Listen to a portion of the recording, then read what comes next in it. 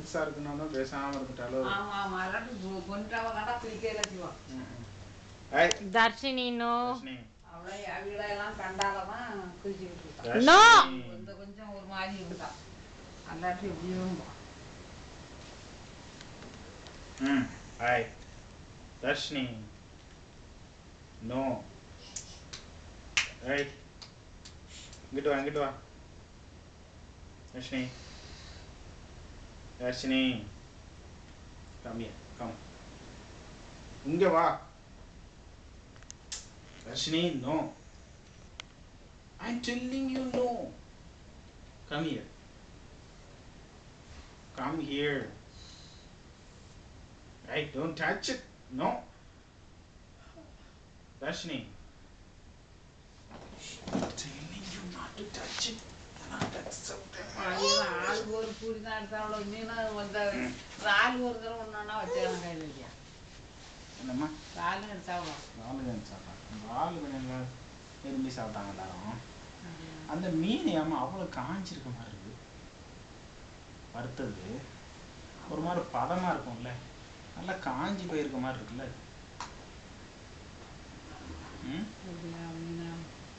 அவங்க வச்சிருக்க மீனை பத்தியா ஏங்கப்பா வாவல் வந்து வறுத்தது காஞ்சி போன மாதிரி இருக்குல்ல. தர்ஷினிமா ஃப்ரெஷ்ஷாக இருந்தால் அந்த பொரிச்சது எப்படி இருக்கும் தெரியுமா சுந்தரமா? எதுவும் போட மாட்டாங்க, உப்பு விட எதுவுமே போட மாட்டாங்க, எதுவும் போட மாட்டாங்க. அவங்க மீன் அப்படி தான் சொன்னேன் அவங்கள்ட்ட, அவிச்சு அப்படியே வச்சுருப்பாங்கன்னு. உப்பு கூட கூட இல்லையாமா, அதான் அப்படியே வச்சுருப்பாங்க அவிச்சு வேக வச்சு. அந்த ஒரு சிலது அந்த இதில் என்ன நம்ம சாஸ் மாதிரி ஏதாவது சேர்ப்பாங்கன்னு நினைக்கிறேன். நம்மங்க இதுலேயும் தான் சேர்த்துருந்தோம். தர்ஷினிமா ரேஞ்ச் கூட ஒரு சில ஏதாவது சேர்க்கலாமா? தர்ஷினி நம்ம மீன் அந்த வலிச்சனங்க இருந்தோம் கொஞ்சம் காஞ்சி போகல. காஞ்சி போனாங்க மீனே கட்டா மீன் தான் நினைப்பாங்க. தர்ஷினி ஐஸில் வச்சு அது மீன் நம்ம பொரிச்சதுலாம் சரிதான்.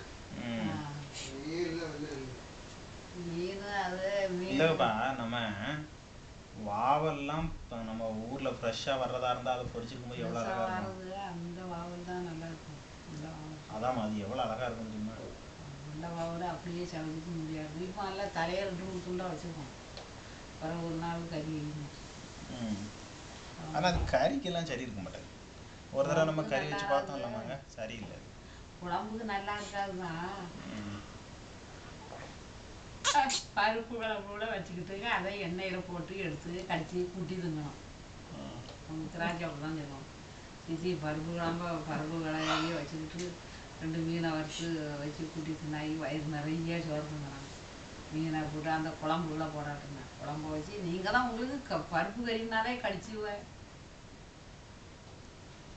பிறகு என்ன செய்ய, நீங்கள் எங்கே அதை மீனை வச்சு கூட்டி தின்னுட போறீங்க?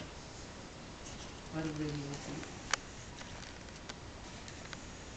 அம்மா அதுக்குள்ள போட்டு காய்ச்சி திங்க.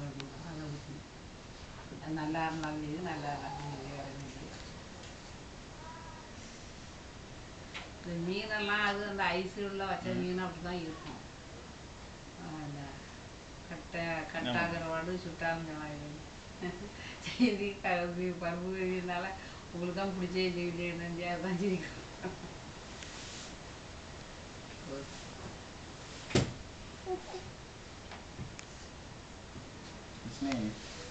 அங்கே போயிருக்கேனே எங்களுக்கு சொந்தக்கார ஆளுக்குறாங்க இருக்குது கைவிடணும் சந்தோஷம்.